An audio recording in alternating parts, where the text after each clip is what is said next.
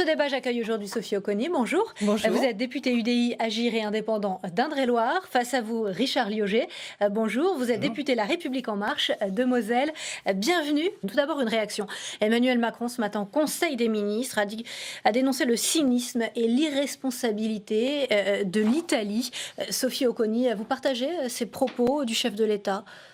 Alors, je vais faire une réponse macronienne ou macroniste. Je dirais que effectivement, il est très discutable la façon très violente et cynique dont Monsieur Salvini, que Monsieur Salvini a mis en œuvre. Ceci étant dit, et en même temps, j'ai trouvé quand même le gouvernement et le président de la République particulièrement silencieux face à une tragédie. Donc même si effectivement la solution pour moi est européenne et on en reparlera, pour autant, je pense qu'il aurait été opportun que le président de la République, parce qu'il est forcément sensible à ce problème majeur, eh bien, intervienne auprès du gouvernement italien, qui, je le rappelle quand même, depuis 2013, a reçu 700 000 migrants, et on conçoit aussi que la situation soit complexe, et que le traité de Dublin, qui dispose que ce sont les pays qui sont les premiers à accueillir les migrants, qui doivent inscrire sur leur territoire la présence de ces migrants. Je pense que ce traité de Dublin, compte tenu de la configuration de l'immigration, doit évoluer. Et ça aussi, c'est la responsabilité de l'Europe, qui prend du temps quand même à le considérer et à le mettre. On va y revenir justement. Richard Liogé, est-ce que vous regrettez que le président Emmanuel Macron ait mis tant de temps finalement pour réagir, pour intervenir sur cette question ? Je pense d'abord, d'après les informations que j'ai, que le gouvernement est évidemment attentif à ce qui se passe. Il faut d'abord rappeler que ce sont des hommes, des femmes, des enfants qui sont dans des situations extrêmement périlleuses et qu'on ne peut pas être insensible à ce sujet. Maintenant, la réponse de l'Italie est typiquement la conséquence de la non-gestion par l'Europe, effectivement, de la situation des migrants depuis des années. Et je ne dirais pas simplement la réponse du Premier ministre, mais la réponse d'une manière générale, effectivement, à cette crise qui fait qu'aujourd'hui, en Italie, on a un gouvernement d'extrême droite. Et donc, qu'est-ce qu'on peut attendre de la part d'un gouvernement d'extrême droite qui a été élu d'ailleurs sur ce programme, de refouler les immigrés, autre chose. Donc, il faut quand même il y a à réagir, évidemment, dans l'urgence et trouver une solution le plus rapide possible, et c'est l'honneur de l'Espagne, je crois, de l'avoir trouvé. Mais en même temps, il faut effectivement poser la question au niveau européen. Je crois que dès la semaine prochaine, elle sera posée. Quand Gabriel Attal, le porte-parole de votre parti, estime et dit « Je n'imagine pas que la France ne participe pas à trouver une solution humanitaire pour ce bateau », vous comprenez, vous partagez ? Bien sûr, non, mais on est tous sur cette position-là. Je veux dire, les négociations, alors on n'est pas au cœur de l'actualité, ni au cœur des problématiques telles qu'elles se sont posées ces dernières 24 heures, parce que ça a duré très peu de temps. L'Espagne a réagi très vite, elle a proposé, je crois aussi que la Corse l'a fait. Donc on voit qu'il y a effectivement un élan humanitaire, et je pense que la France aurait donné effectivement une réponse positive s'il n'y avait pas eu d'autres solutions qui étaient trouvées. Pour ce qui me concerne, j'ai quand même trouvé, permettez-moi de vous le dire, le président Macron, qui est toujours très soucieux de la communication qu'il fait sur des sujets aussi sensibles que cela, je l'ai trouvé malgré tout très silencieux. Je pense que, j'espère qu'il a eu la mise en œuvre d'une certaine concertation avec l'ensemble des États membres de l'Union européenne qui ont été concernés, à savoir bien la France, à travers la Corse, comme vous le disiez, mais aussi l'Italie, Malte et puis l'Espagne. Et j'espère qu'il a eu effectivement à négocier avec chacun de ses collègues. Et que par ailleurs, j'aurais considéré intéressant qu'il puisse communiquer dessus, parce qu'il est quand même très prompt à la communication, et je trouve que là, il a quand même été très, très silencieux. Il y a peut-être des sujets aussi sur lesquels il ne faut pas trop faire notamment de démagogie, et je sais que le président Macron s'est tenu informé heure par heure de la situation, et je pense qu'il aurait réagi positivement s'il n'y avait pas eu cette solution espagnole. Quelle doit être justement la réponse apportée à ce type de situation qui risque de se reproduire cet été avec l'arrivée des migrants sur des bateaux en Méditerranée avec l'amélioration des conditions climatiques? Pour moi, alors, en tant qu'ex-parlementaire européenne, c'est un sujet que j'ai régulièrement abordé en termes de débat. Moi, je vais vous dire très clairement, pour moi, c'est une réponse européenne, évidemment. Et là, l'Union européenne démontre toute sa faiblesse.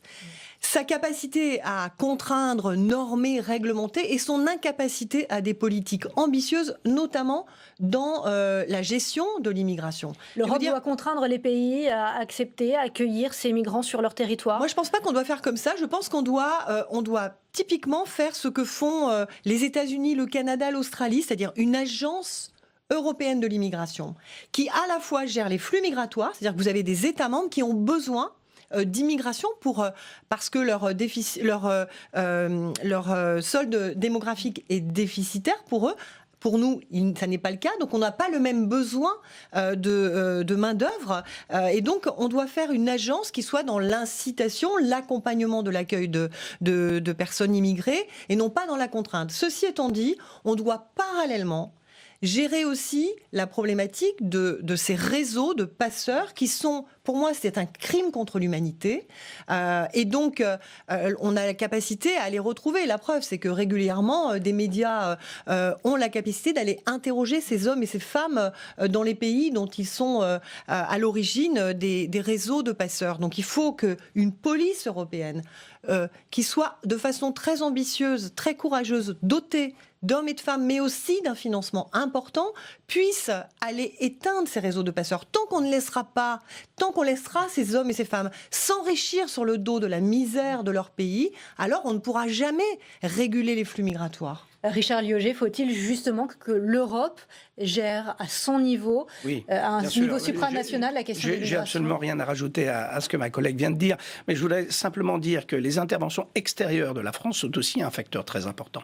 L'intervention en Libye et le fait d'avoir pu effectivement juguler ce réseau de passeurs qui aujourd'hui, enfin qui à peu près il y a 1 ou 2 ans, faisait en sorte qu'effectivement on était quasiment réduit à l'esclavage, un certain nombre de populations subsahariennes qui venaient en Libye pour passer, est aussi un élément clé. On l'oublie trop. Il y a à la fois effectivement une politique européenne à définir, mais aussi une politique extérieure, à la fois dans le développement de ces pays, mais aussi quelquefois d'intervention militaire qui contrecarre évidemment des situations comme celle qu'a créée Daesh, par exemple, en Syrie. On voit que vous êtes en accord sur ces questions. Je voudrais vous faire réagir à des propos, ceux d'Éric Ciotti. L'Aquarius doit retourner vers les côtes d'où il est venu aujourd'hui. L'Europe doit dire très clairement que les bateaux doivent retourner vers leur point de départ des migrants. Si on a cette fermeté, les flux vont s'interrompre de façon très forte et rapidement. C'est la fermeté qui est gage d'humanité. Votre réaction ? Je crois que c'est une déclaration que n'aurait pas renié Madame Le Pen. Donc, no comment. On voit bien la dérive de la droite aujourd'hui vers l'extrême droite. Sophie Oconi. Alors, c'est-à-dire que moi, je suis un peu nuancée par rapport à ça. C'est-à-dire que vous avez effectivement 2 types de flux migratoires. Vous avez le flux migratoire lié à un conflit, lié à un besoin d'asile politique pour ceux qui prennent le risque de traverser la Méditerranée. Et ceux-là sont à gérer d'une certaine façon par nous, et en tout cas pas de la façon dont ça se fait en ce moment. Et puis il y a tout l'immigration que j'ai qualifierais d'économique, qui n'a pas de raison d'être. En revanche, elle n'a pas de raison d'être à la condition expresse qu'on aide ces pays au développement. Et là, c'est pareil.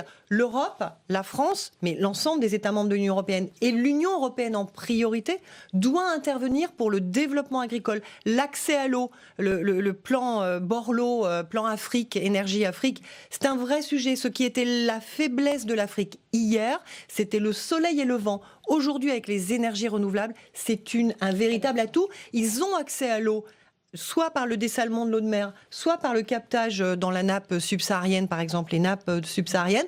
Donc, on peut les aider au développement agricole. Et donc, pour régler les flux, ou en tout cas réguler les flux migratoires, il faut qu'on les aide au développement agricole et économique. L'Union européenne a une responsabilité. Et M. Macron aussi, parce qu'il est quand même très évidemment, porteur. Mais en attendant, on ne peut pas les laisser aller dans la mer et puis se noyer. Donc il y a à un moment donné aussi une réponse humanitaire en attendant le moment où effectivement on va pouvoir les développer. Je crois qu'il faut faire les deux en même temps. En 2 ans, on aurait pu prendre les choses en main. Se donner un peu les moyens, parce que c'est un crime contre l'humanité et c'est une le message est passé. Un drame humain. On va poursuivre cette fois avec la colère des agriculteurs français qui dénoncent l'importation par Total d'huile de palme. Et finalement, tout le monde est d'accord pour dire non à l'huile de palme, notamment dans ses préparations sucrées, mais on en importe pour de l'agrocarburant. Alors, rappelons d'abord que cet accord avec Total a été signé en 2015. par le précédent gouvernement avec effectivement Total pour, en grande partie, sauvegarder les 450 emplois qui sont ceux de cette raffinerie. Donc ensuite, il y a effectivement cet accord prévoyait un pourcentage beaucoup plus important d'huile de palme. Le gouvernement l'a réduit à 50%. Évidemment, c'est un mixte entre cette huile de palme et le colza importé, enfin pas importé, mais produit par les agriculteurs. Comme toujours, c'est une solution de compromis qui est transitoire et ça a été très bien dit. Je crois qu'effectivement, il appartient à un niveau européen de régler ce problème de l'huile de palme. Mais la France, il prend sa part puisqu'elle a commencé, en tout cas ce gouvernement a commencé à réduire effectivement le pourcentage qui était prévu initialement par le précédent gouvernement. Les agriculteurs rencontrent dans quelques instants Stéphane Travert. Que peuvent-ils attendre du ministre ? Écoutez, c'est ce que je suis en train de vous dire. On va expliquer qu'effectivement, on va progressivement sortir de l'exploitation de l'huile de palme. Il y a eu des accords, y compris internationaux. On est tous d'accord pour dire qu'il faut cesser cette exploitation. Je dirais que l'huile de palme en elle-même n'est pas le problème. Le problème, c'est la déforestation et le replantage avec des palmiers exclusivement pour produire justement cette huile de palme. Sophie Oconi, finalement, est-ce que les agriculteurs français ne se trompent pas, là aussi, de combat ? Ne doivent-ils pas chercher d'autres débouchés, notamment alimentaires, pour leur colza ? Oui, il y a un vrai sujet écologique, environnemental et économique à travers cette problématique-là. D'abord, ce ne sont pas des biocarburants, ce sont des agrocarburants. Et qui sont tous sauf bio, finalement, parce qu'ils polluent autant. D'ailleurs, je pense que même à travers cette histoire d'huile de palme, on mesure combien, finalement, ces agrocarburants sont en train comment dirais-je, d'être beaucoup moins intéressants ou de moins défendre les intérêts qu'ils sont censés soutenir. C'est-à-dire l'écologie, l'environnement. Le coût carbone de l'importation est très élevé, la déforestation a un impact climatique majeur, et en plus, je ne parlerai pas des conditions de travail en Malaisie et Indonésie pour ces bûcherons qui participent à la déforestation de leur pays parce qu'ils ont une pression sur la ressource qui est colossale. Donc tout ça sont des problématiques pour l'ensemble de la planète qui sont difficiles à imaginer. Et donc, je pense qu'il faut que notre gouvernement soit beaucoup plus ferme là-dessus. Moi, je ne comprends pas pourquoi on a laissé faire une chose pareille. Évidemment, même si c'est quelque chose qui a été adopté en 2015, on est aujourd'hui dans une relation économique, sociale et environnementale, dans des conditions économiques, sociales et environnementales qui ne sont pas défendables. Et ceci dit, ce serait aussi protéger notre monde agricole que de les entendre enfin. On les écoute, on ne les entend plus. On les entendrait enfin, même si dans le fond, ça n'est pas une solution. Il faut qu'on réfléchisse à une sortie progressive de ces biocarburants de la première génération. C'est une évidence. Il faut qu'on s'en donne les moyens. Mais là-dessus aussi, le gouvernement aujourd'hui a adopté 2% du PIB en recherche, en innovation, en développement, en recherche en tout cas, quand tous les autres États membres de l'Union européenne sont à 4 ou 5%. Je pense qu'il faut aussi qu'on se donne les moyens de cette sortie progressive des agrocarburants et qu'on se donne les moyens de ne pas respecter un engagement de la France quand on le sait quelle empreinte climatique, climatologique, environnementale, écologique elle peut avoir sur l'ensemble de la planète. Richard Liogé, un dernier mot. Oui. Que répondez-vous à Christiane Lambert, la présidente de la FNSEA,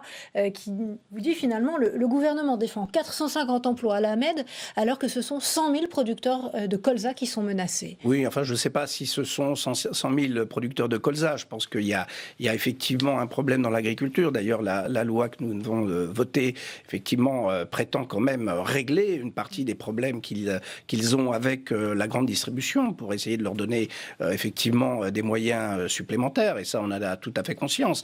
Bon, après qu'il y ait un point d'achoppement sur ce sujet, on sait que les agriculteurs sont des gens qui généralement depuis toujours sont très réactifs. Je fais confiance à Stéphane Travert pour essayer de trouver un accord avec eux. Encore une fois, on a diminué par rapport à l'accord initial qui était de 75% à 50%. Je suis complètement d'accord qu'il faut sortir en sifflet de cette question-là. C'est un petit peu comme Fessenheim. Vous voyez, il faut effectivement sortir du nucléaire, mais en même temps, on ne peut pas le faire de manière brutale, éteindre tout de suite la centrale nucléaire et mettre des centaines de personnes au chômage. Donc, il faut y aller progressivement. Je rappellerai quand même qu'on est au gouvernement que depuis 1 an et que je pense qu'on a déjà fait pas mal de choses. Merci. Et que je fais aussi confiance dans ce sujet à Nicolas Hulot. Merci à vous. Il est temps d'aller voir Daniel Sportiello pour son interview.